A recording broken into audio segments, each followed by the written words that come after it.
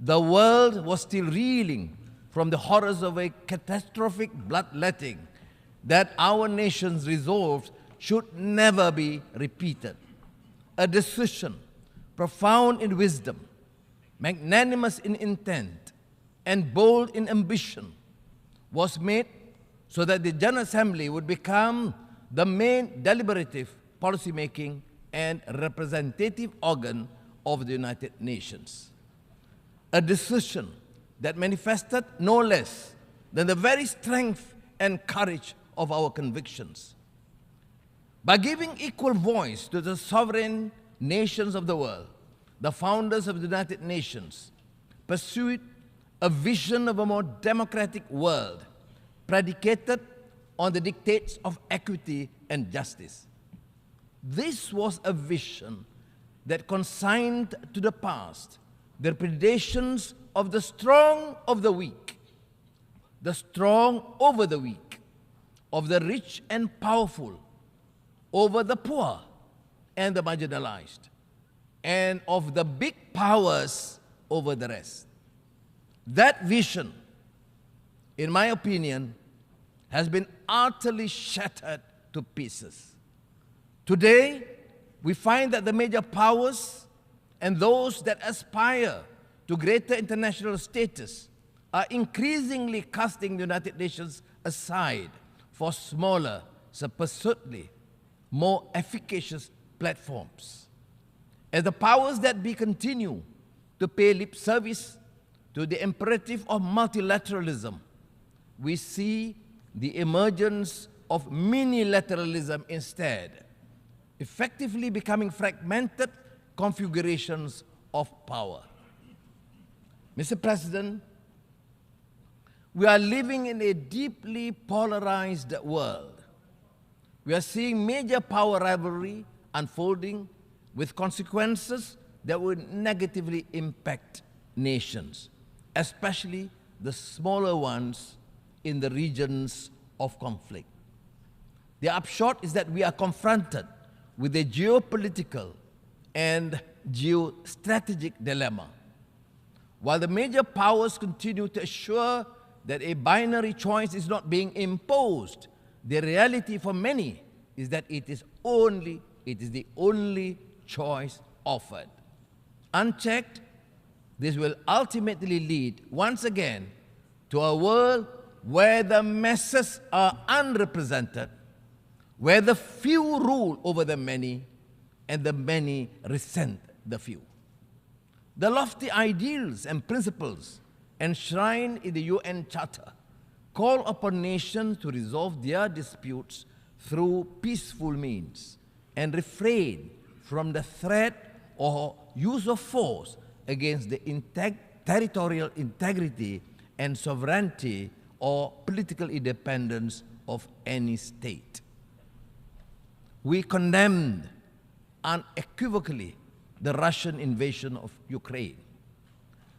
This conflict in Ukraine, for example, underscores the imperative to make peace and settle differences amicably through negotiations. Nevertheless, time is not on our side. And owing to the protracted failure to deal with this Russian-Ukraine crisis, I urge for a concerted multilateral effort led by the United Nations to resolve this. We cannot choose our neighbors, but we can choose to live in peace with them. And peace cannot happen without the cessation of hostilities by all parties. It is imperative for all parties to return to dialogue and resolve their differences through the negotiation table. The extent of the Ukraine conflict has radiated throughout the world as food prices have skyrocketed, leading to shortages and hunger, further malnutrition and despair. As in other conflicts elsewhere, be it in the Middle East or Southeast Asia, forced migration take place, piling on the problems of refugees and statelessness.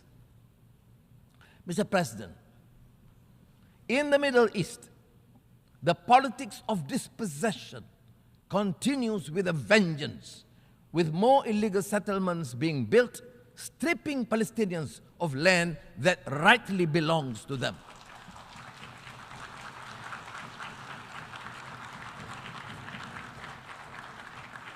This constitutes a gross violation of international law. It also poses an insurmountable obstacle to a two-state solution, not to mention the continued killings. There is also flagrant hypocrisy in dealing with the issue of Palestine. The international community must speak up against the atrocities committed towards the Palestinians, even as they so vehemently speak out against human rights violations, injustice, and abusive regimes. On Afghanistan, Malaysia remains deeply concerned with the dire humanitarian situation in the country. This is especially so given that the country is grappling with its third consecutive year of drought and devastating locust infestation that severely undermined wheat harvests.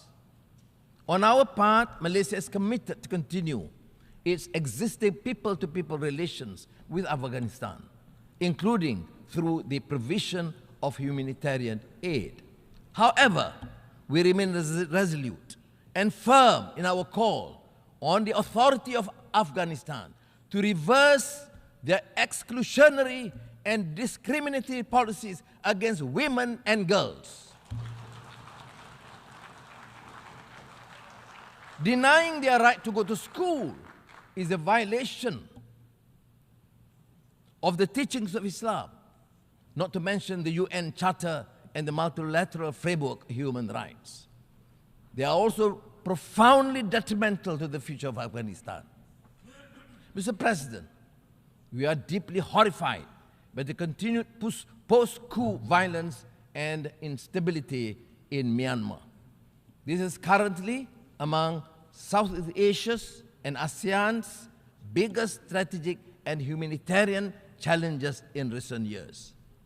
The barbarism and depravity inflicted upon the people of Myanmar is indefensible and goes against the values or principles shared by the peoples and the region, in the region and globally. The support of the international community, including the United Nations, is crucial to urge continuously and maintain the necessary pressure on the military authorities to reverse their course. Inasmuch as the principle of ASEAN centrality dictates the continued atrocities must end, Malaysia calls on Myanmar to immediately implement the ASEAN 5-point consensus towards achieving peace and stability in the country.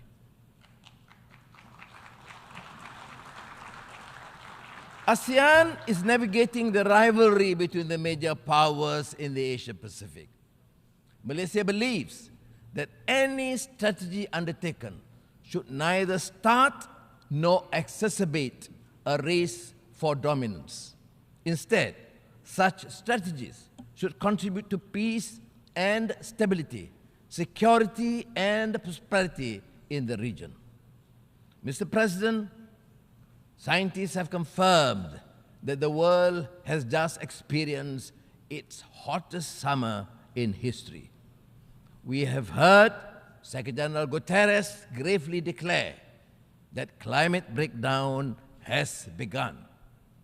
Even Malaysia is seeing an increase in adverse impacts of climate change, with increasing temperature, rising sea levels, intensified monsoons, and erratic weather patterns disrupting livelihood and degrading local ecosystems. As such, we have not a moment to lose. Malaysia is doing its part by developing low-carbon and renewable energy roadmaps to implement mitigating and adaptation strategies. The newly launched National Energy Transition Roadmap should aid us in achieving our NDCs as well as lighting the path towards our net zero aspirations. Discussions on climate change in the absence of equity, justice, and the necessary means to assist and empower countries to undertake greater climate action is an exercise in futility. We also urge the developed countries to fulfill their commitment of mobilizing $100 billion a year to support climate ambition endeavors of developing countries, while recognizing that trillions of dollars per annum will be needed in the near future. Mr. President, the 2023 SDG report has confirmed that we are falling behind, with nearly a third of the targets either at the state of inertia or worse, regressing. The global economy is also projected to continue to be weighed down by geopolitical uncertainties, supply chain disruptions, increase in commodity prices, as well as challenging financial conditions. This has widened the gap between economic growth and income, leading to a continuous disparity. As the growth in income fails to match economic growth, households become burdened with debt. We now have the super rich living side by side with the ultra poor. The contrast lies starkly in the things that matter: food on the table, shelter, access to quality education, healthcare. These factors cry out for drastic systemic reform, a total reset of global institutions that impact our lives. Or else we will continue to face widening inequality, setting apart nations and peoples. Mr. President, we are concerned over the emergence of a new form of racism characterized by xenophobia, negative profiling, and stereotyping of Muslims.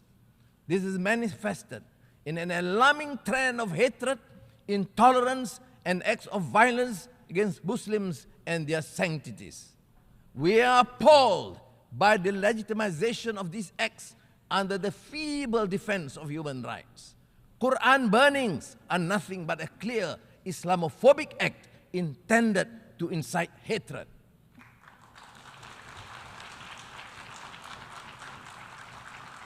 Inaction in the face of such blatant provocation to a religion is simply irresponsible and sends a dangerous message to humanity.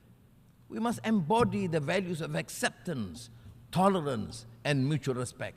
We must promote intercultural, intercivilization, and interreligious understanding and cooperation. We must unite our faith in common cause to promote understanding and goodwill amongst our peoples, and strengthen peace and harmony among nations. Mr. President, these are indeed tall orders, but that is the very reason we are here.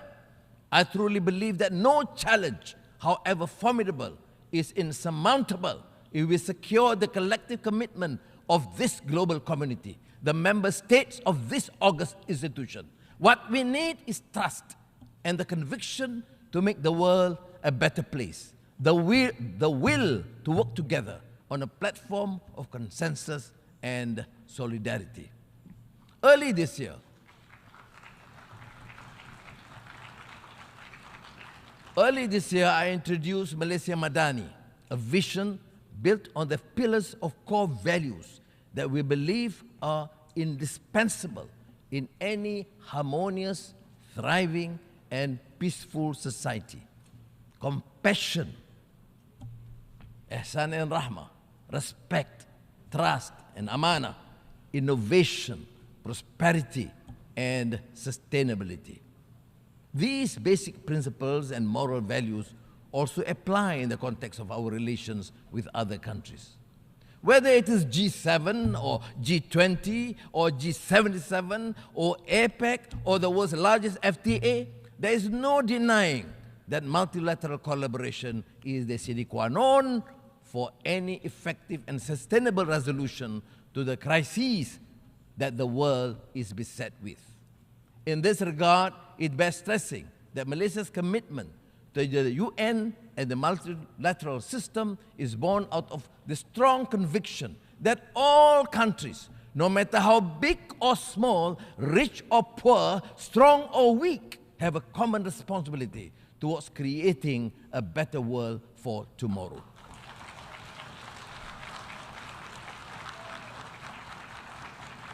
The world and our future in it is what we envision and construct it to be. Malaysia believes we can achieve this through greater trust and strengthen multilateralism. The United Nations can be the vessel to take us from despondency to a brighter future, from uncertainty to optimism, and from vulnerability to resilience. Terima kasih. Assalamualaikum. Terima kasih Yang Amat Berhormat. On behalf of the Assembly, I wish to thank the Prime Minister and Minister of Finance of Malaysia for the statement just made, and I request protocol to escort His Excellency.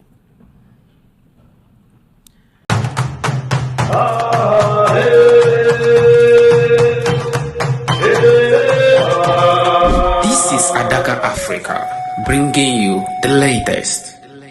Tell us what you think in the comment. Like and share to friends and family. See you in the next video.